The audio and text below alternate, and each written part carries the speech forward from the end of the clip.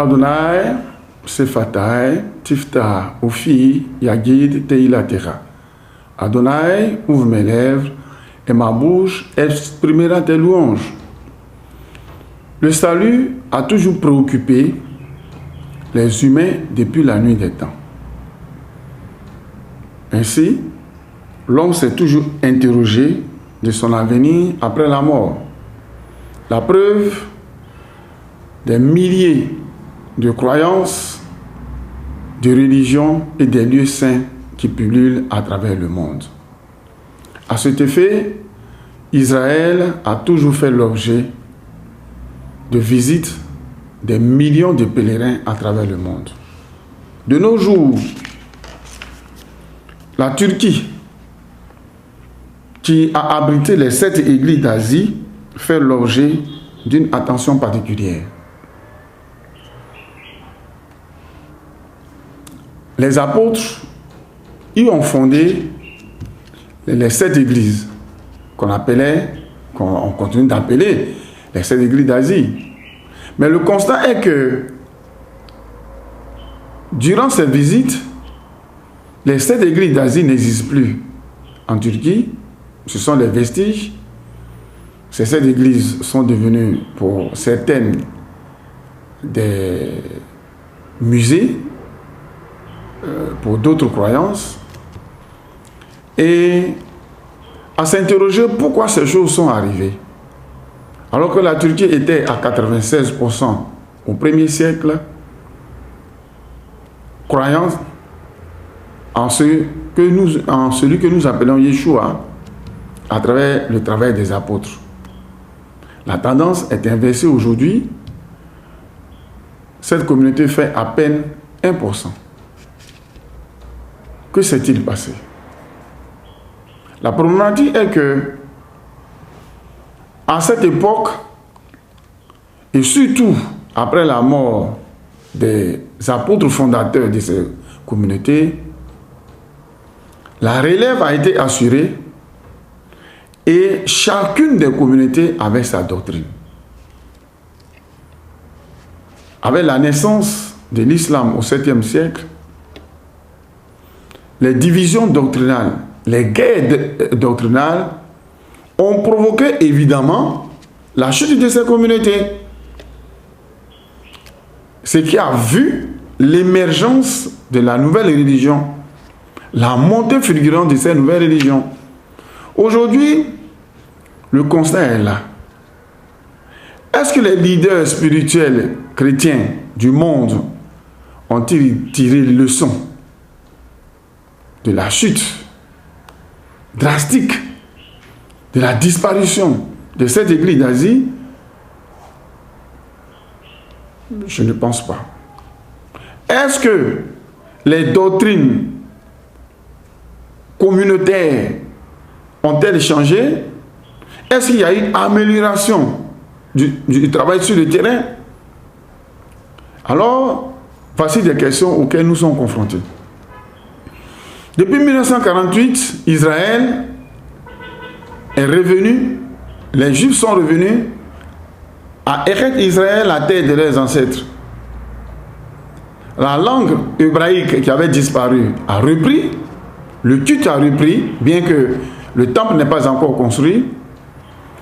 Le regain de vitalité du judaïsme a repris et pendant ce temps, les chrétiens demeurent toujours divisés. Aujourd'hui, nous nous posons la question, quel est l'avenir de l'Église? C'est pourquoi nous allons faire un voyage avec vous. Nous nous interrogeons et nous voulons apporter une solution. Nous allons réfléchir ensemble. Le thème général de notre émission, c'est comprendre le judaïsme pour mieux vivre sa foi. Car la Bible dit, le salut vient des Juifs. Yeshua min ha-yehudim. Mais nous allons commencer par présenter un sous-thème. Aujourd'hui, nous allons parler de la présentation et des pratiques de notre communauté la Keïla Emouna Ve Kavod, c'est-à-dire la communauté foi et gloire. Je suis votre serviteur, le Roé Avram Joachim Tété. Je suis le président de la communauté foi et gloire. En hébreu, Keïla Emouna Ve Kavod. Qui sommes-nous? Nous étions de la communauté chrétienne et nous nous sommes interrogés effectivement sur l'avenir de l'Église. Car celui que nous avons suivi, Jésus-Christ, dont le nom, quand il est né chez lui, chez les Juifs, est Yeshua, Emmanuel, Ben Yosef ve Ben Miriam, nous l'avons suivi. Mais nous disons qu'il est juif. Nous nous sommes interrogés, a-t-il créé l'Église, la foi que nous avons suivie? À l'interrogation, à la fréquentation de notre foi, nous avons fréquenté Israël. Nous avons étudié les Juifs. Nous nous sommes dit qu'il y a quelque chose qui manque. Et nous avons approché les Juifs et nous nous sommes dit, puisque le salut vient des Juifs, certainement il manque quelque chose à l'Église. C'est pourquoi il y a divergence de doctrine à ce sujet. Alors, nous sommes des Bénénois. Nous étudions les lois des Noirites avec le Rav francophone Cherki Ouri, qui est le président mondial des Noirites, qui réside à Yerushalayim, et nous apprenons auprès de lui. Nous avons pour maître le Rav Raïm Jean-Marc Rosenfeld, qui est le directeur de l'Institut du Temple et des civilisations d'Israël. Il est notre encadreur. Et localement, en Côte d'Ivoire, nous avons des encadreurs sur place qui sont le Rabbi Kol Yehuda, qui est le président fondateur de la synagogue Kol Yehuda des orthodoxes à Abidjan, Rivera, Siad. Auprès de lui, nous avons un autre encadreur, qui est le Rav Ariel Palmon, qui nous aide à vivre notre foi en mangeant des repas cachés. Car lui, il fait la cachérisation, car nous nous sommes dit, en revenant à la foi authentique, qu'il faut la pratiquer. Ainsi, notre communauté, la Keïla Emouna Ve Kavod, la communauté foi et gloire, est basée à la Rivera Bonoumé, en Côte d'Ivoire, à Abidjan, et c'est là notre synagogue se trouve. Nous pratiquons le Shabbat, qui commence le vendredi soir, samedi matin, pour finir la prière de Abdallah le soir, pour entrer dans les jours profanes du travail. Isaïe 58, verset 13 à 14 nous dit, nous allons lire le Tanar. Le Tanar qui dit, je lis Isaïe 58. Isaïe 58, verset 13 à 14. Si tu retiens ton pied le jour du Shabbat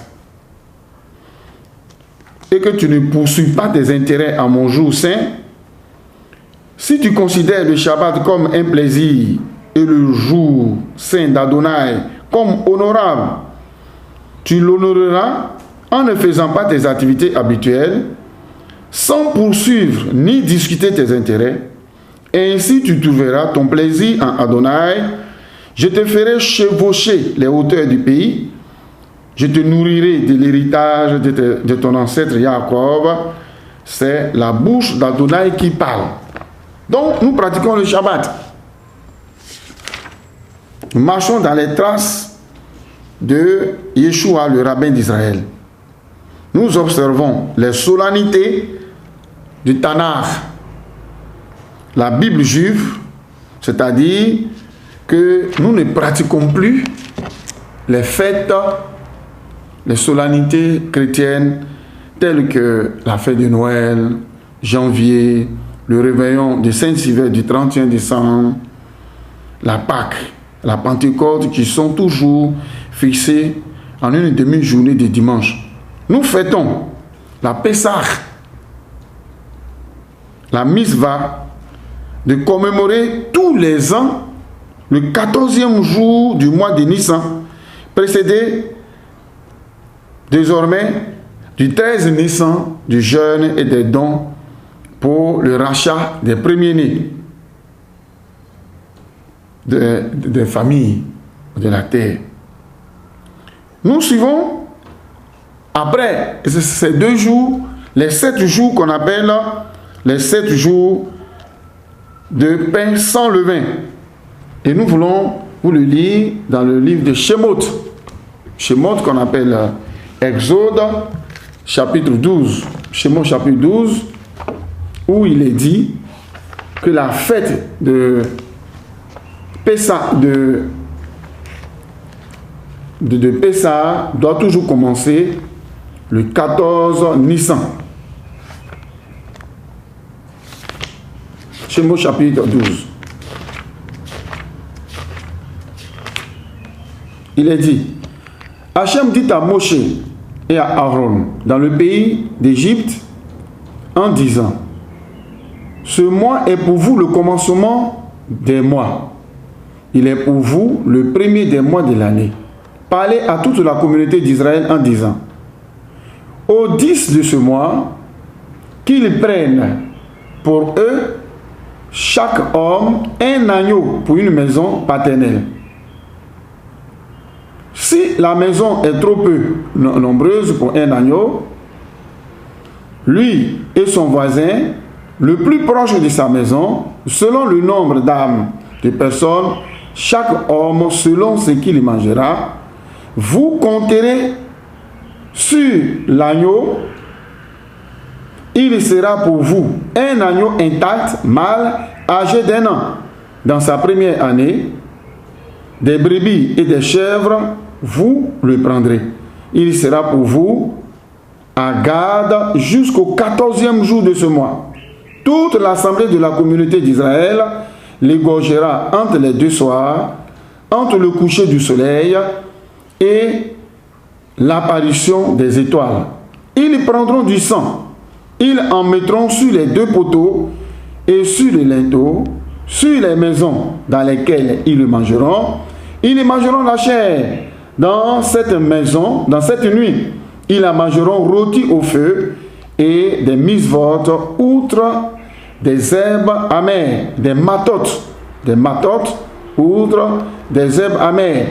Vous n'en mangerez pas à demi-cuit, ni cuit dans l'eau, si ce n'est rôti au feu. Des têtes, vous n'en mangerez pas à demi-cuit. Des têtes, outre ses jambes et outre ses entrailles. Et vous n'en laisserez rien jusqu'au matin. Et ce qui en restera jusqu'au matin, vous le brûlerez dans le feu.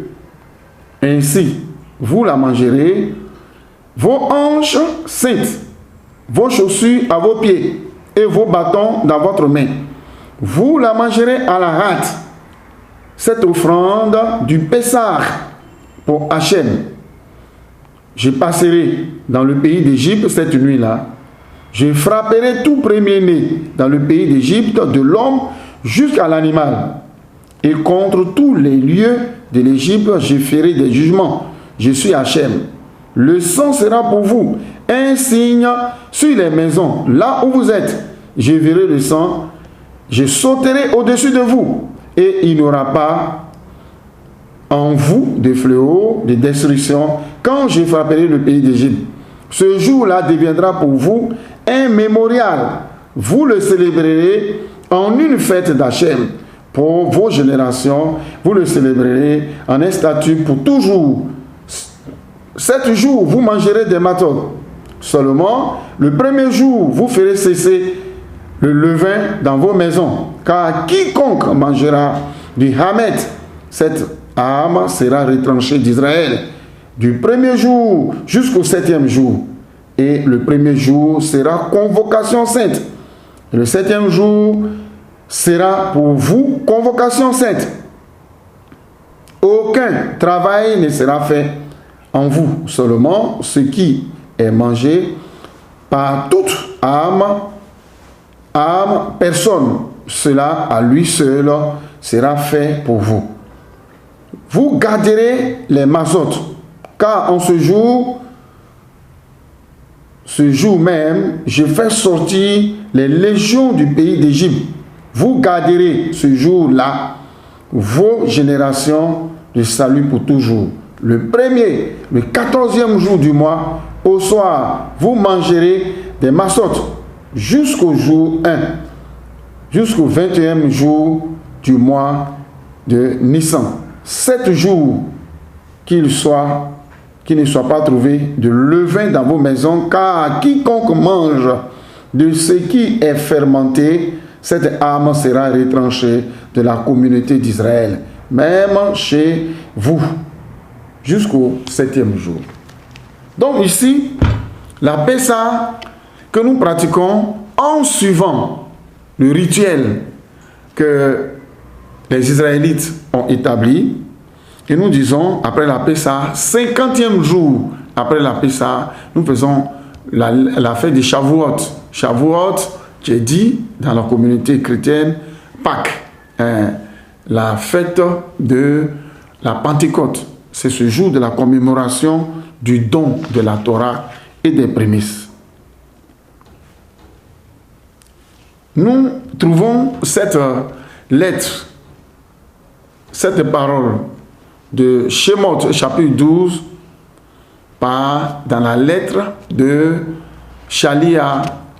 Shaoul, surnommé Paul, dans 1 Corinthiens, chapitre 5, le verset 1 au verset 8, que nous allons lire, pour dire que nous suivons le rituel de la Pessah. Il est écrit, après le verset 6, que je voulais dire, il est honteux pour une femme d'avoir «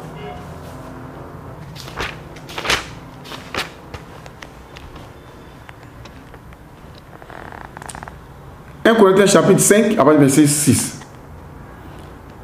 Il n'y a rien de bon quand vous vous vantez.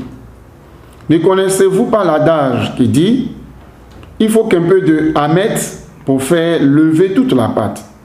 Débarrassez-vous du vieux hamet afin que vous soyez une nouvelle pâte. Car en réalité, vous êtes sans hamet. En effet, notre agneau de Pessah, le Messie, a été sacrifié. Célébrons donc le Seder, non pas avec le reste des hamet, le hamet de la méchanceté et du mal, mais avec la massa de la pureté et de la vérité. Dans ma dernière lettre, je vous ai demandé de ne pas fréquenter ceux qui vivent dans l'immoralité sexuelle. Donc ici, nous voyons Shemot chapitre 12, où il a été recommandé de vivre de manière continuelle, de génération en génération, la fête de Pessah, et 50 jours après, la fête de Shavuot. Notre Keïla, et Mouna Vekabot, qu'on appelle Foi et Gloire, à une yeshiva, un centre d'études et de diffusion pour enseigner les fidèles, pour revenir à la foi authentique, la foi véritable, car le salut vient des Juifs. La Bible que nous lisons est un livre juif. Il n'y a pas de première et de deuxième alliance. Il n'y a pas d'ancien et de nouveau testament. Il y a une Bible. Adonai, le roi d'Israël, a dit: vous mettrez ma parole, ma Torah dans vos cœurs, dans votre esprit, et moi, je serai votre créateur. Je vous ai libéré de l'Égypte, de la maison d'esclavage. Vous avez changé de maître, Je suis devenu votre maître. Vous n'êtes plus esclave de quelqu'un pour suivre et mettre en pratique ma parole. Aujourd'hui, nous disons que la solution aux diverses doctrines qui créent des divisions, qui créent des guerres, des religions, que certains saisissent pour abaisser l'Église, la solution, c'est le retour à Israël, la racine de la foi authentique. C'est la Teshuvah, le retour au judaïsme, qui est la racine de la foi véritable. Nous voulons inviter chacun à réfléchir. Est-ce la solution? Retour à Israël, la racine de la foi. Retour au judaïsme, la racine de la foi. La prochaine émission portera sur ces choses. Shalom à vous.